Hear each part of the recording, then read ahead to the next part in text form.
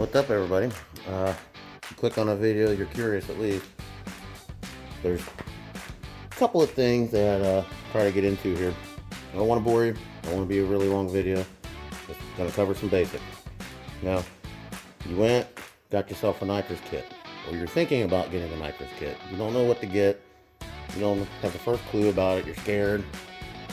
I was the same way. I didn't know anything about it.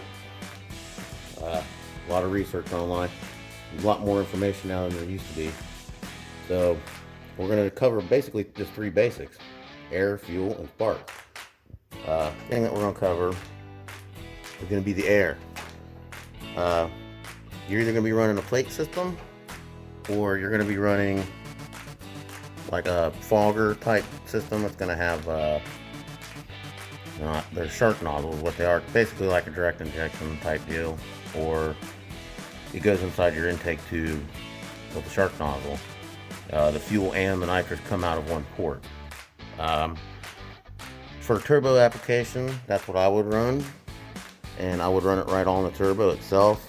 If you looked at some of my other videos, like the big block short video, you pause it towards the end, or if you look at the thumbnail, you'll see the nitrous that I have the shark nozzle threaded into the turbo, into the intake. So that way it sprays inside the turbo, it cools everything off. That way I'm not just cooling off the engine, I can actually cool off all of my intake air. So right now, we've got the little motor in there. I don't know if you guys can see that or not. Those are plates. That's the two plates that I have down there. That is a mainline kit from Nitrous Express. There's other options. That's just the cheapest one. So I was like, oh yeah, man, let's get it. So we got it. It worked great for me on this little motor here. So it matters where you put, your nitrous comes into the motor. That matters a lot. You can't have it real far away, like at the, say you've got a 3-foot intake tube.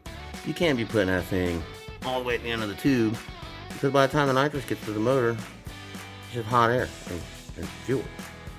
You're not accomplishing anything. So the closer you can get your nitrous and fuel to come into the motor, the better. So that's just some basics, real quick stuff. The next thing that we're going to talk about is your fuel. Now, I run, let's see here. If you look, a lot of guys will plumb into their fuel line going into the carburetor. They'll just run that, put a T in there, and then they'll just run another line over here to their cylinder. And that's fine. There's nothing wrong with that. Perfectly normal. A lot of guys do it. I don't do it because I plan on running a large shot on this thing at some point. So I have a secondary fuel system. I've got a Carter pump underneath the truck, and that's what runs for my nitrous. That way I don't have to worry about any fuel pressure drop. And I can run basically whatever I want my secondary system. So if I'm running this thing on 93 octane, I can put 110 in there. If I'm running 110 on the motor, I can put E85 in the tank. So the tank, or the fuel pump, is rated for E85. So if you're going to run your secondary system, make sure you get a pump that can at least run E85. I recommend that. Now, if you're running it on the street, I wouldn't run E85 or methanol in your secondary system, because it's going to go bad unless you're using it constantly. Just put you some 93 in there, you know, if you're going to be daily driving. Put some 93 in that second tank, or just run off of your fuel system that you have in your vehicle. The LS style motors and fuel injected motors are going to have a fuel port on there, and it's going to have basically like a tire pressure gauge, like you put air in your tire, called a Schrader valve. You can get a little tire kit thingamabob from Harbor Freight or anywhere, and it'll have the valve stem remover, and you take that valve stem out of the Schrader valve, and then you can plug your fuel line into it for your nitrous. Now, the kits will have a card, well, not a card, but a paper with them. Sorry about the lights and everything, guys. But you're gonna get instructions with your nitrous kit. Get this out here. This is gonna tell you, I don't know if you can see that. This is gonna tell you what size jets and what size pressure and all that stuff to use, you know, with your system. It's gonna tell you what size fuel jet, what size nitrous jet. Like, I have little bags. You can see that. That's 75 shot. I got them bagged all the way down to 25. And we got 125. And we got 200.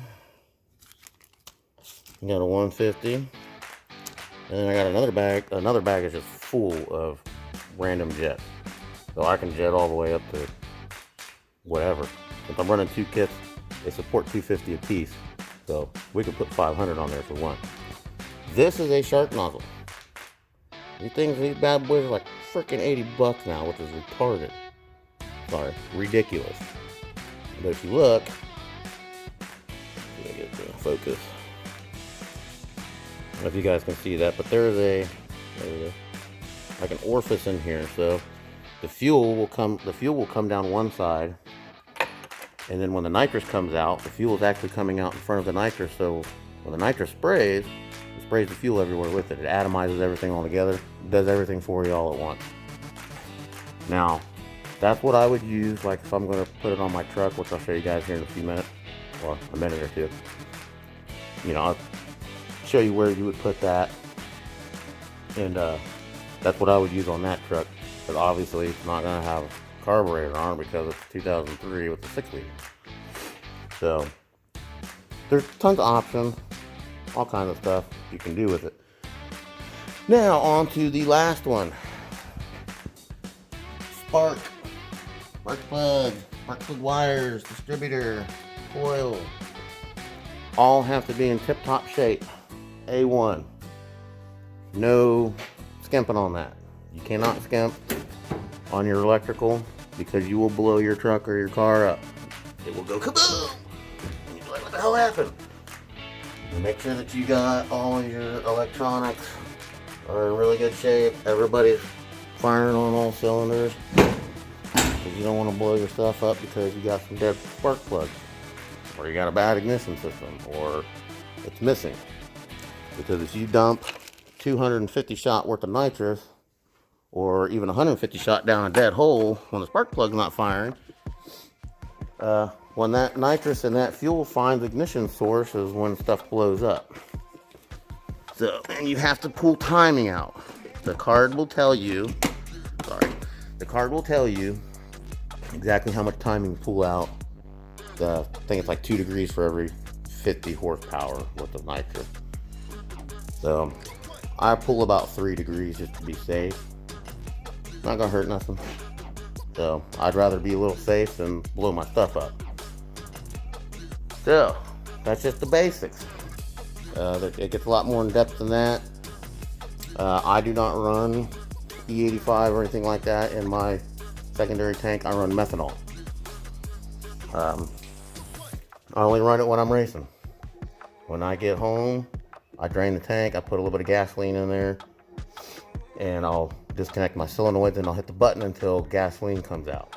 And I always put some Lucas Oil upper cylinder lube in there, because it's kind of like a 2-stroke oil. It's going to lubricate your pump, and your solenoid's going to keep all the rubber lines from drying out.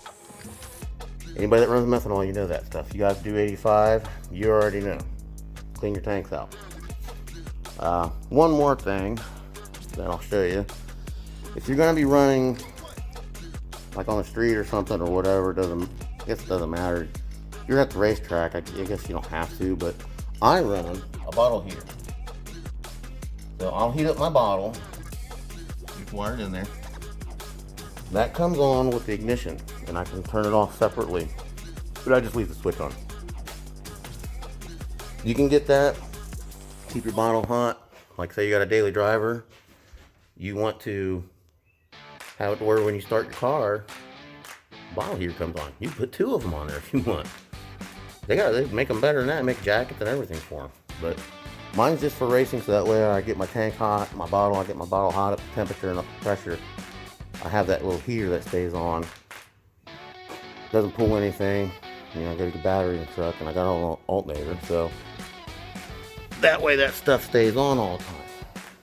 My bottle up to temp. And it's rated by a thermostat, so it's only gonna get so hot. But just a couple little tricks, you know, I mean, it's stuff that I wish I would have known, you know, before I started, because I didn't know that much like about the ignition timing and all that stuff, and bottle heaters, and how do I hook up my lines and all that. You know what I mean? I ran 250 shot on a stock motor with, you know, cast pistons, with the hyperectic or whatever you call them, the crappy aluminum pistons. You know, I was running 250 shot on that. Like if you look at my Tesla short, you'll see that's a 250 shot without a trans brake. I had the 9-inch in it. Yeah, I had the 9-inch in it, but I didn't have a trans brake or nothing.